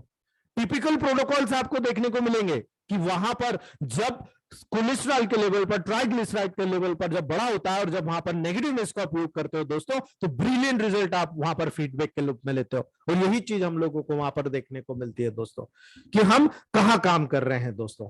क्योंकि हमारे पास बेसिक जो फिजियोलॉजी का कोर्स था, हम लोगों ने पूरी स्टडी करी है दोस्तों, because of plant study. Single 114 plants को हमने छाना है दोस्तों, पूरी 60 प्लस मेडिसिन जो है उनको हमने स्टडी किया है। अब हमको वहां रखना है, कहां रखना है? जहां ऑर्गन का फंक्शन डिस्टर्ब हो रहा है। अब हमारे लिए बहुत इजी हो जाएगा दोस्तों। तो जब हम ब्रेन और स्पाइनल कॉर्ड की बात करते हैं दोस्तों, तो डेफिनेटली मेनिंजेस की बात करते हैं, मैनेजर्स की 3 लेयर की बात करते हैं। यानी ब्रेन के ऊपर जब कवरिंग होती है दोस्तों, वो 3 लेयर के लेवल पर कवरिंग होती है। अब अगर हम 3 लेवल पर कवरिंग की बात करते हैं, तो हमें पता है दोस्तों, हमको पता है कि ब्रेन की जो कवरिंग होती है, जो आउटर लेयर होती है ड्यूरा मैटर की होती है दोस्तों, मिडिल लेयर होती है एरेक्नाइड मैटर होती है दोस्तों, और जो इनर लेयर होती है वो पाया मैटर होती है। ये 3 लेयर होती है। और तीनों लेयर का बहुत इंपॉर्टेंट फंक्शन होता है दोस्तों, बिकॉज ऑफ मेनिंजाइटिस, इंसेफेलाइटिस। अगर आपको इनको ट्रीट करना है तो ये लेयर की स्टडी करना है, ये लेयर के पूरे फंक्शन को जानना है कि ब्रेन से इनका क्या रिलेशन होता है।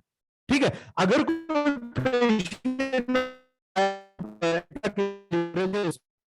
ब्लड क्लॉट बना हुआ अंदर, ठीक है, आपको पता है कि ये किसी कारण से गिरा और गिरने के कारण वहां पर वाइब्रेशन हुआ, ब्रेन के लेवल पर अंदर इंटरनल इंजुरी हुई, इंटरनल इंजुरी हुई दोस्तों। तो इंटरनल इंजुरी हुई है दोस्तों, तो वहां पर दो तरह की होती है, एक इंटरनल इंजुरी, एक एक्सटर्नल इंजुरी। अगर दोस्तों डॉक्टर मॉडर्न साइंस के हिसाब से चले, अगर मॉडर्न साइंस में कोई डॉक्टर के पास कोई केस आया और उस केस में उसने देखा कि वहां पर ब्रेन के लेवल पर चोट लगी है, ठीक है, चोट लगी, वो तुरंत कहता है साहब एमआरआई करा लो। वाई? पहले तो कभी होती नहीं थी दोस्तों, ओल्ड डॉक्टर्स कभी भी एमआरआई के लेवल पर काम नहीं कर पाते थे दोस्तों। ऐसे केसेस में बहुत सारे केसेस हम लोग खो देते थे, ठीक है। तो जब हम लोगों को पता है कि किसी को ब्रेन इंजरी हुई, स्कल इंजरी हुई और वहां पर दोस्तों ब्लीडिंग हो गई, तो हमें मैक्सिमम केसेस में दोस्तों बहुत ब्रिलियंट फीडबैक मिलता है, पेशेंट बच जाता है। लेकिन अगर मान लो इंट्राक्रेनियल लेवल पर, इन्हीं मैनेजेस के लेवल पर दोस्तों अगर अंदर किसी प्रकार के डैमेज हुई और पर्टिकुलर वहां पर ब्लड का क्लॉट डैमेज हुआ दोस्तों, आप देखेंगे ब्रेन स्ट्रोक के लेवल पर भी यही चीज देखने को मिलेगी हमको। और वहां पर हमने देखा कि टिपिकली दोस्तों वहां पर पैरालिटिक अटैक कुछ समय बाद डेवलप हो गया। क्यों हुआ दोस्तों? इसका क्या लेना देना है? एनाटॉमी, पैथोलॉजी एंड फिजियोलॉजी, यही इंटरकनेक्शन तो हमको देखने की जरूरत है दोस्तों। और प्रोटोकॉल इसी पे जनरेट होता है। कोई भी एक पेशेंट दूसरे पेशेंट के बिल्कुल सेम नहीं होता। एक प्रोटोकॉल से दूसरे पेशेंट को अगर एक को फायदा हो गया तो जरूरी नहीं कि दूसरे को होगा। हमको नॉलेज होगा तो हम उसी में कुछ थोड़ा बहुत अप एंड डाउन करके उसको करेक्ट कर लेंगे दोस्तों। 100% हमें फीडबैक मिलता है तो व्हेन कमिंग सीएनएस में दोस्तों। इसीलिए दोस्तों जब हम लोग यहां पर देखते हैं तो एरेक्नोइड मैटर और पाया मैटर के बीच में एक स्पेस होती है दोस्तों, जिसको हम बोलते हैं सब एरेक्नोइड स्पेस। और ये वो सब एरेक्नोइड स्पेस होती है दोस्तों जिसके बीच में एक फ्लूइड कलेक्शन होता है। उस फ्लूइड को क्या बोलते हैं दोस्तों? Cerebro spinal fluid. और यही सेरेब्रो स्पाइनल फ्लूइड दोस्तों ब्रेन और स्पाइनल कॉर्ड में दोस्तों ये वास्तव में जो सीएसएफ फ्लूइड होता है दोस्तों जो सस्पेंडेड रहता है और ये बहुत सारी एक्टिविटी को मेंटेन करने का बहुत बड़ा स्रोत होता है। ब्रेन और स्पाइनल कॉर्ड के बीच में को अंडरस्टैंडिंग को मेंटेन करके पूरी बॉडी को दोस्तों मेंटेन करने का पूरा रोल आपको यहां पर देखने को मिलेगा। इसीलिए जब आपने ब्रेन के 3 पार्ट किए, 3 मेजर पार्ट दोस्तों, तो हमने क्या किए?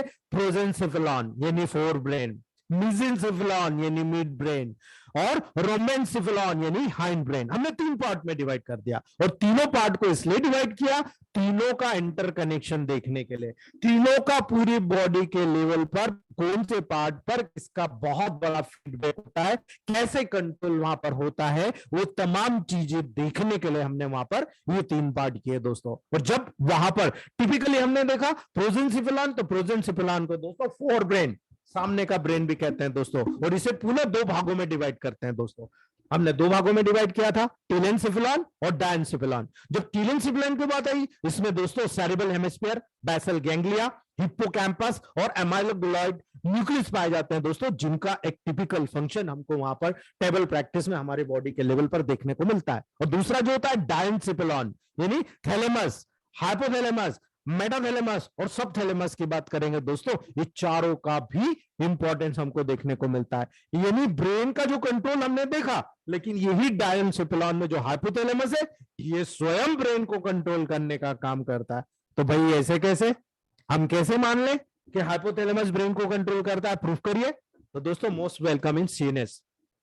इसीलिए दोस्तों जब इन छोटी छोटी सी बात के लेवल पर चलते हैं दोस्तों, तो आप फ्रंटल पार्ट में जब फोर ब्रेन के लेवल पर काम करते हो तो क्या अप्लाई करते हो? F1, F2, W। ठीक है, तो आपको पूछने की जरूरत नहीं है अगर फोर ब्रेन के लेवल पर अगर कोई प्रॉब्लम आती है दोस्तों। सबसे पहला प्रोटोकॉल तो आपके हाथ में आ गया है। ठीक है, अब आप ये देखिए वहां पर कोई डैमेज हो रहा है क्या? स्ट्रक्चरल डैमेज हो रहा है क्या? डैमेज हो रहा था हमें पता है, सबसे पहले C1।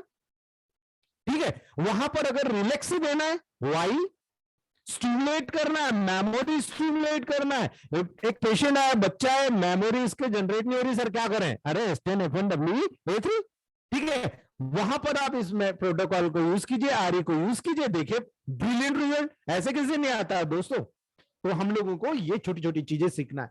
ब्रेन स्टेम की बात करते हैं दोस्तों। ब्रेन स्टेम में 3 पार्ट होते हैं, midbrain, pons, medulla oblongata. कौन सी मेडिसिन काम करती है दोस्तों?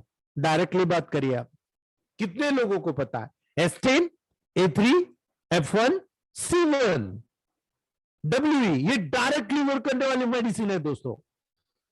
पेराइटल, अब जब पेराइटल आप सेरेब्रम की बात करते हो, ब्रेन की बात करते हो, पेराइटल लोब की बात करते हो, अगर पेराइटल लोब से कोई प्रॉब्लम क्रिएट हो रही है दोस्तों, कौन सी मेडिसिन काम करेगी?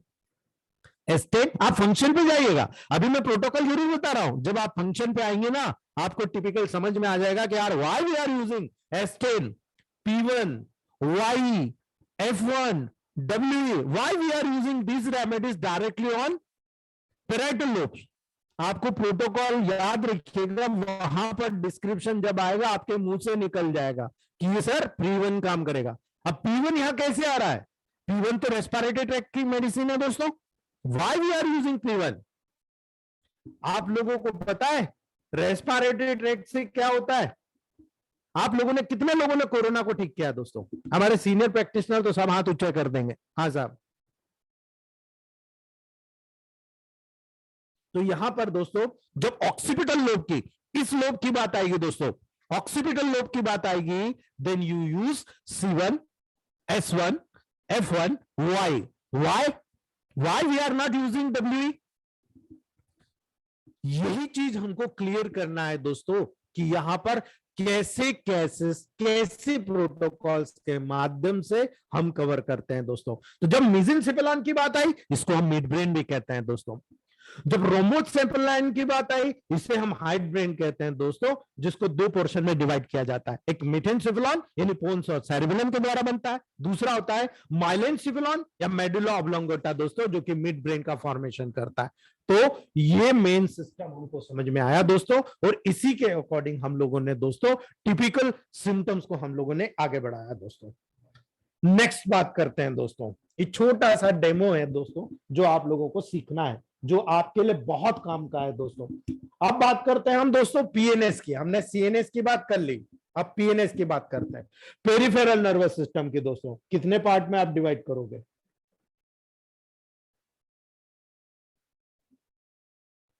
ऑटोनोमिक नर्वस सिस्टम का नाम सुना है दोस्तों? जब पेरिफेरल नर्वस सिस्टम की बात आती है दोस्तों, तब वहां पर आपको ये चीज समझ में आना चाहिए।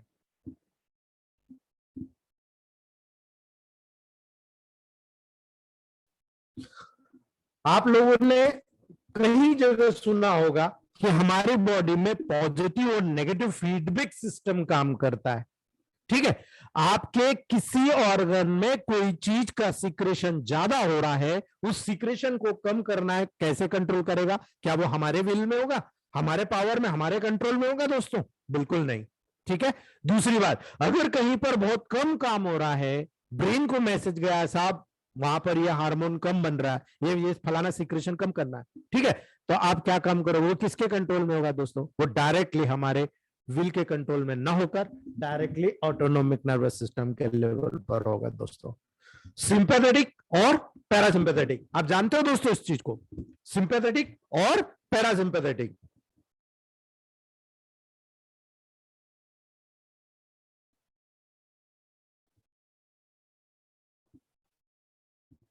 ये 2 सिस्टम होते हैं दोस्तों जो हमारे बॉडी के लेवल पर, मान लो मैंने खाना खाया, खाने के बाद में वो बोलस बनकर दोस्तों इसोफेगस से होता हुआ स्टमक में गया, ठीक है, यहां से पूरी प्रोसेस शुरू हो गई डाइजेशन की।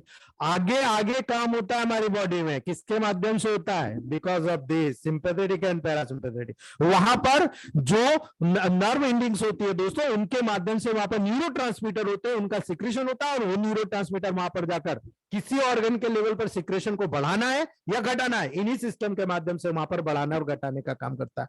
अगर मान लो आपको हाइपर एसिडिटी हो गई, आप क्या करेंगे दोस्तों? पॉजिटिव में देंगे या नेगेटिव में देंगे?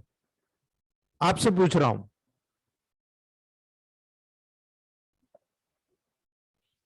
यही तो सीखना है। Why we are using S2 200 plus blue electricity. Why we are using almost alternate? बहुत सारे लोग इसी को alternate करते हैं दोस्तों. S2 C10 L1 F1 BED5. Why we are using this? It is almost cure any type of disability या degeneration या deorganization in GIT tract. Mouth से लगाकर एनस तक के पेरिस्टाल्टिक मूवमेंट को बढ़ाकर ग्लैंडुलर सिक्रेशन को कंट्रोल करके दोस्तों वहां पर बहुत तेजी के साथ में इस चीज को कंट्रोल किया जाता है. तो ये कैसे होगा दोस्तों? एक तो या तो न्यूट्रल कर दो यानी D5 में दे दो, हाइपर और हाइपो फंक्शन को बैलेंस कर देगा दोस्तों. तो ये बैलेंस किस लेवल पे करेगा? फंक्शन के लेवल पर. यानी पेरिस्टाल्टिक मूवमेंट का फंक्शन गड़बड़ हुआ तो हमने क्या करा? हमने वहां पर डायरेक्टली ऐसी मेडिसिन दी जो डायरेक्टली वहां पर स्टमक के लेवल पर न केवल काम किया, इवन माउथ टू एनस तक पूरे डाइजेस्टिव ट्रैक्ट के पैरासिम्पैथेटिक और सिंपैथेटिक फंक्शन को आपने स्टिमुलेट कर दिया. तो इसने क्या करा? बैलेंस कर दिया. बैलेंस क्या करा? देखा उसने पेरिस्टाल्टिक मूवमेंट कम हो रहा है. यानी पेशेंट आया, बोलता है साहब मुझे तो चेस्ट में बहुत ज्यादा बर्निंग सेंसेशन हो रहा है, स्टमक से रिफोल्ड हो रहा है, ऊपर की तरफ मुझे गैसेस चल रहा है, GERD हो रहा है, रिफ्लेक्स हो रहा है, ठीक है, मुझे खाने के बाद में तुरंत वॉमिटिंग का सेंसेशन हो रहा है. तो इससे आपने क्या पकड़ा दोस्तों? इससे हमने ये पकड़ा कि ये कॉम्प्लिकेशन हम लोगों को टिपिकली दोस्तों यहां पर डायरेक्टली देखने को मिल रहा है. और डायरेक्टली ये देखने को मिल रहा है दोस्तों कि ये डायरेक्टली ऐसा फीडबैक होता है दोस्तों जो वहां पर लिंक होता है आपके पूरे डाइजेस्टिव ट्रैक्ट के नर्वस सिस्टम से दोस्तों. तो यही चीज. अब S2 200 हमने क्यों दिया और B हमने क्यों दिया दोस्तों? S2 is a best medicine for any type of right-sided remedy. S1 is a best medicine for any type of left-sided disease दोस्तों. जब लोअर एब्डोमेन के लेवल पर दोस्तों प्रॉपर डाइजेशन नहीं होगा, यानी कॉन्स्टिपेशन क्लियर नहीं हो रहा है, जिसके कारण वहां पर दोस्तों पेरिस्टाल्टिक मूवमेंट या जो भी फंक्शन होता है वो फंक्शन प्रॉपर नहीं होता. हार्डनेस फीलिंग होती है, गैसेस नीचे से न जाकर ऊपर से पासेस आउट होती है दोस्तों. बहुत बार ऐसा देखा गया कि नीचे से वहां पर पासेस होती है, वो बहुत बदबूदार होती है दोस्तों. तो ऐसी कंडीशन में S2 200 and B then alternate by S2 C10 L1 F1 B D5 it is the best remedy ever I seen. हमारे ग्रुप में कितने लोगों ने प्रूव किया आपको बताएंगे दोस्तों. ये दोनों चीज यहां पर हम लोगों को देखने को मिलता है. और इसीलिए दोस्तों इन सारे प्रोटोकॉल्स को हम लोगों को according to function and according to nervous system हमें काम करना है. और इसीलिए हम कहते हैं दोस्तों our body partly control nervous system and कुछ नहीं है. आप कुछ भी करा करो. क्यों? क्योंकि दूसरे लोग तो डिफरेंट टाइप की मेडिसिन के लेवल पर जाते हैं. इलेक्ट्रोहोम्योपैथ में तो ऑर्गन की रेमेडी है. आप केवल नर्वस सिस्टम के हार्मोन्स पे काम करने वाली मेडिसिन को पकड़ लीजिए, प्लस आप ऑर्गन के रेमेडीज को यूज कर लीजिए. आपको पता है कि 10 में से 9 डिसीज लिम्फेटिक चैनल से होती है, 1 डिसीज ब्लड से होती है. ठीक है, हमको जब ये पता है कि लिम्फेटिक चैनल से 9 डिसीज होती है, तो हमारा काम क्या है दोस्तों? हमारा काम वहां पर बहुत ब्रिलियंट रिजल्ट होता है दोस्तों. वहां पर हम लोगों का ये काम होता है कि हम किसी भी ऑर्गन के फंक्शन को बढ़ाना है, घटाना है, हमारे हाथ में है दोस्तों. आरी दे दीजिए बढ़ जाएगा, वाई दे दीजिए घट जाएगा. वाई वी आर यूजिंग वो डायरेक्टली दोस्तों आरी एंड वाई अल्टरनेट 5, 6, 7, 17, 18 ये जो पॉइंट्स होते हैं, why we are using external application. आप एसिडिटी में इनको छोड़ दीजिए दोनों प्रोटोकॉल को. मैं आपको चैलेंज करता हूं, REY को बिफोर में दीजिए पेशेंट को RS बेस बना के. RS बेस याद रखिएगा, RS base rectified split base. आप उसको कहिए 5 नंबर, 6 नंबर, 7 नंबर, 5, 6, 7, 17 और 18 इन पॉइंट्स पर दोस्तों डायरेक्टली वहां पर अप्लाई करने को बोलिए दिन में 3 टाइम. पहले RE लगा दीजिए, 10 मिनट बाद उसको पोंछ कर दोस्तों वाई लगा दीजिए. फिर दोपहर में पहले RE लगा दीजिए, 10 मिनट बाद पहुंच कर वाई लगा दीजिए. रात को सोते समय पहले RE लगा दीजिए, देन 10 मिनट बाद वाई लगा दीजिए. और मुझे 7 से 10 दिन बाद फीडबैक बताइएगा दोस्तों. जिसने यूज किया है हेड्स अप, बहुत सही जा रहे हो. जिसने यूज नहीं किया करके देखो, ठीक है, फिर फीडबैक बताओ आपने क्या करा. आपने डायरेक्ट वहां पर दोस्तों सेंसरी इंपल्स के माध्यम से मैसेज ब्रेन में भेजा, और ब्रेन के माध्यम से ये गया कि साहब इसको बार बार एसिडिटी हो रही है, फलाने पॉइंट से हो रही. 5, 6, 7, 8 17 और 18 ये ऐसे पॉइंट्स हैं दोस्तों जो बॉडी के जो मेन ऑर्गन्स हैं जो एनिमल हस्बेंड्री के रूप में काम करते हैं, लगातार एनिमल काम करते रहते हैं दोस्तों, कभी थकते नहीं। तो ऐसी जगह पर दोस्तों जब हम अपनी गलत हैबिट्स के कारण अपनी बायोलॉजिकल क्लॉक को हम डिस्टर्ब कर देते हैं दोस्तों, बहुत ज्यादा चाय पीना, बहुत ज्यादा बाजार की चीजें खाना, बहुत ज्यादा एसिडिक मटेरियल लेना, बहुत ज्यादा बीड़ी सिगरेट तंबाकू पाउच बीड़ी गुटखा भूखे रहना, ज्यादा उपवास करना, हमने क्या करा, हमारी बॉडी में ब्लड के लेवल पर एसिडिटी को बढ़ा दिया और इस लेवल से दोस्तों वहां पर कंप्लेंट क्रिएट हो गए। हमको क्या करना है, हमको ब्लड की एसिडिटी को रिड्यूस करना है। तो हम सबसे पहले REY को अप्लाई करके बॉडी में एक एनर्जी लेवल को डेवलप करते हैं। और हम देखते हैं ना दोस्तों, बॉडी में कोई भी केमिकल प्रोसेस होती है बगैर ऑक्सीडेशन की नहीं होती, और जब ऑक्सीडेशन होगा उसके लिए एनर्जी चाहिए ना दोस्तों। तो हम क्या कर रहे हैं, हम वहां पर REY के अप्लाई के माध्यम से ऑक्सीडेशन की प्रोसेस को इंप्रूव कर रहे हैं, और जितना अच्छा ऑक्सीडेशन उतनी ज्यादा वहां पर ATP बनी, उतनी अच्छी ATP बनी उतनी बॉडी का ग्रोथ होगा, और जब बॉडी का ग्रोथ होगा तो डेफिनेटली हमारे रोगों से लड़ने की जो शक्ति होती है,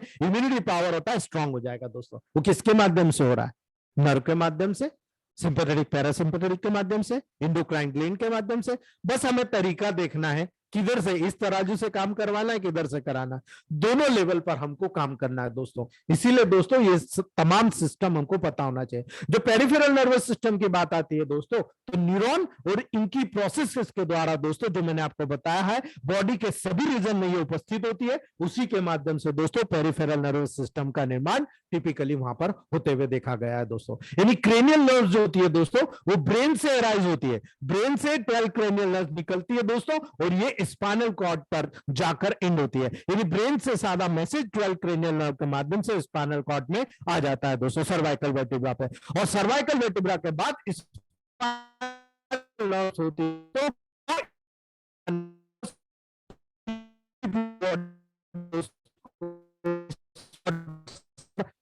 है दोस्तों। इसीलिए जो पेरिफेरल नर्वस सिस्टम का डिवीजन किया गया, हमें वो चीजें पता लगी दोस्तों।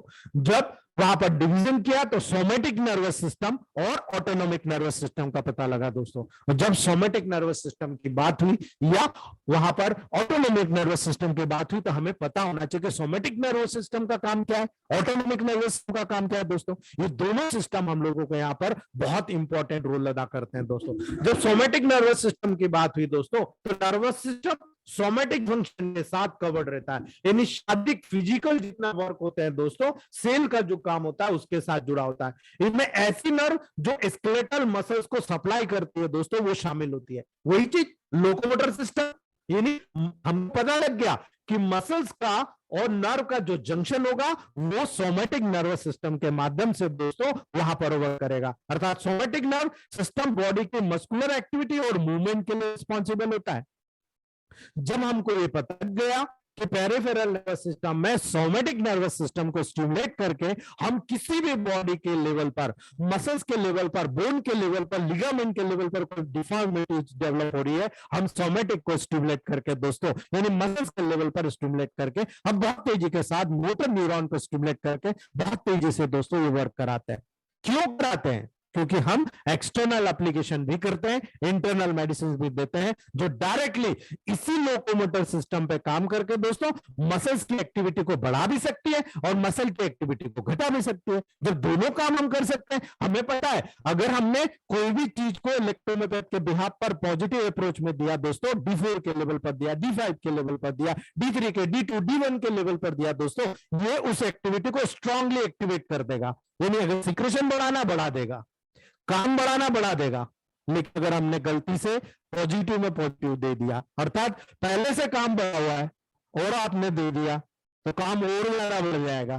ठीक है, यही काम हमको सीखना है। हमें पॉजिटिव नेगेटिव के चक्कर में नहीं जाना, हमें केवल ये सीखना है कि ऑर्गन का काम अगर बढ़ रहा है तो हमको इसमें लोकल कंडीशन को और उस ऑर्गन के फंक्शन को एब्जॉर्ब करके दोस्तों हमें ये देखना है इसके काम को हमको कम करना है, हमें नेगेटिव में मेडिसिन दे दें। ठीक है, अभी भी 19 और 147 में बहुत सारा ग्रुप उलझा हुआ है दोस्तों। हमें नहीं उलझना, हमें केवल एक बात समझना है कि जहां पर ऑर्गन के लेवल पर न्यूट्रिशन की जरूरत होती है दोस्तों, वी आर यूजिंग 1:9 रेशियो। जहां पर हमको लग रहा है कि ये रोग बढ़कर बहुत बड़े पैमाने पर ऑर्गन के लेवल में फैल चुका है, देन वी यूजिंग वहां पर 147 रेशियो। ठीक है, ये टिपिकल चीजें अगर आप समझने लग गए ना तो 19 147 कुछ नहीं रहेगा दोस्तों, आप भूल जाओगे, सब भूल जाओगे। आप केवल अपना प्रोटोकॉल याद रखोगे, ऑर्गन की रेमेडी याद रखोगे, इस ऑर्गन पे क्या काम करना है, कैसे करना है, ये याद रखो, बाकी सब भूल जाओ। आप जैसे काम करने लगोगे आपको खुद ब खुद प्रोटोकॉल आपके मन में से निकल आएगा, आपके अंदर से निकल आएगा, आपको किसी से पूछने की जरूरत नहीं है दोस्तों। इसीलिए मस्कुलर एक्टिविटी की बात आएगी, then we are using somatic nervous system, वहां पर उसको एक्टिवेट कर दो, आपका काम हो जाएगा, आपका प्रोटोकॉल करेक्ट हो जाएगा दोस्तों। दूसरा, ऑटोनोमिक नर्वस सिस्टम, आप जानते हो दोस्तों, ऑटोनोमिक नर्वस सिस्टम यानी विसरल, विसरल मतलब ऑर्गन, विसरा मतलब ऑर्गन दोस्तों, वेजिटेटिव फंक्शन को रेगुलेशन करने का काम करता है। यानी हम दैनिक दिनचर्या में जितने अपने बॉडी के लेवल पर काम करते हैं ना, जितने ऑर्गन के लेवल पर काम करते हैं, आप देखो बॉडी के हर ऑर्गन को, हर सिस्टम को अपना एक रोल बटा हुआ है। आप कान से देखने का काम नहीं करा सकते, आंख से सुनने का काम नहीं करा सकते, आप पेट से खाने का काम करा सकते हो, ठीक है, खाने का काम करा सकते हो, उंगली से आप क्या काम कर सकते हो, मेरे सामने बोलना मत, आप उसको डरा सकते हो दोस्तों, ठीक है, लेकिन उंगली से आप देखने का काम कर सकते हो क्या? तो हर ऑर्गन को दोस्तों टिपिकली एक फंक्शन का वहां पर अपना हर प्रकार के फंक्शन कराने का वहां पर उसको कार्य दिया गया है दोस्तों। अगर वो कम हो रहा है आप यूज कीजिए पॉजिटिव, बढ़ जाएगा। अगर आपको लग रहा है कि वहां पर काम बहुत ज्यादा हो रहा है आप उसको नेगेटिव, भाई मान लो किसी को बहुत ज्यादा मेनोरेजिया होगा, मेंसेस ज्यादा हो रहा है, आप क्या करोगे? आप A1 C1 F1 आर को पॉजिटिव में दे रहे हो, मेंसेस बढ़ रहा है, आपने क्या करा, बी आर को हटा के वहां B8 कर दिया, आपने A1 C1 F1 B को नेगेटिव 10th डायल्यूशन में दे दिया, आपने देखा मेनोरेजिया 1 या 1.5 महीने 2 महीने के बाद में मेंसेस ऑटोमेटिक कम आने लग गया। आपने क्या करा, आपने उसी मेडिसिन को नेगेटिव कर दिया दोस्तों।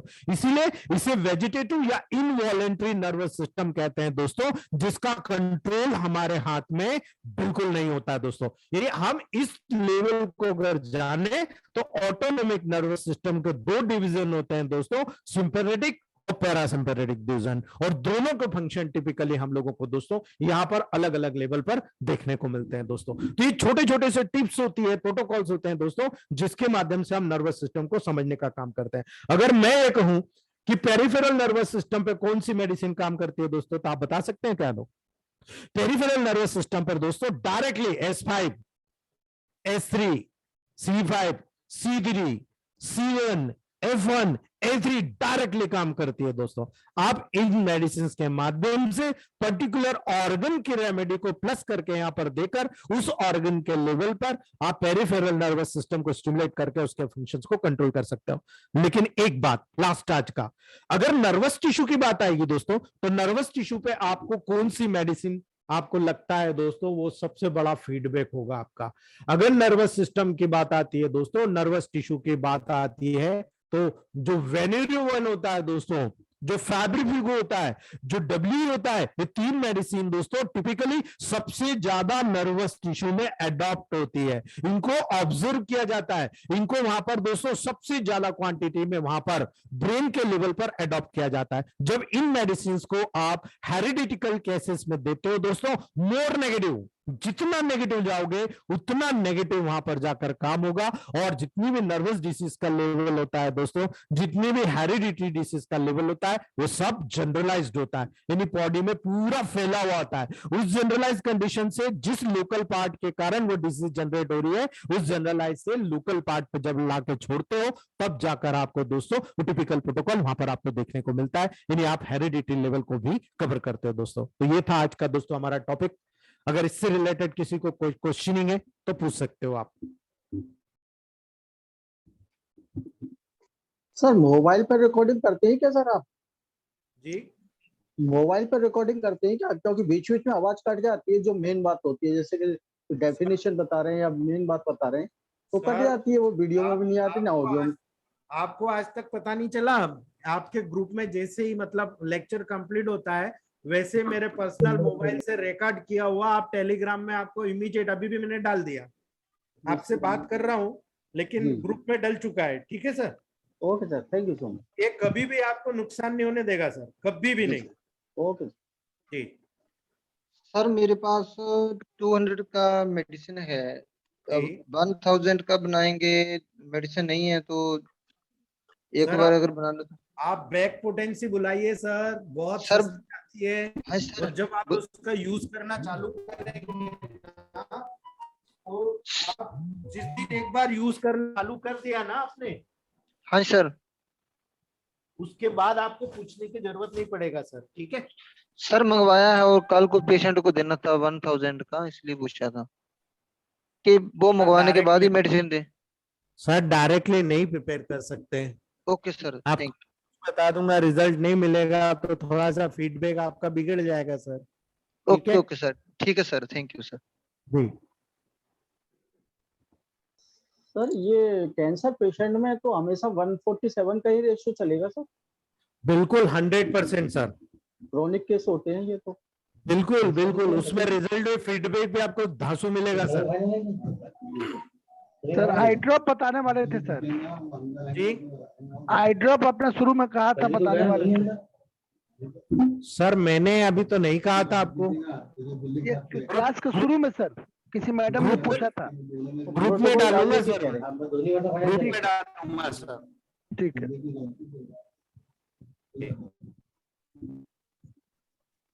ठीक है दोस्तों, किसी को कोई क्वेश्चनिंग नहीं है?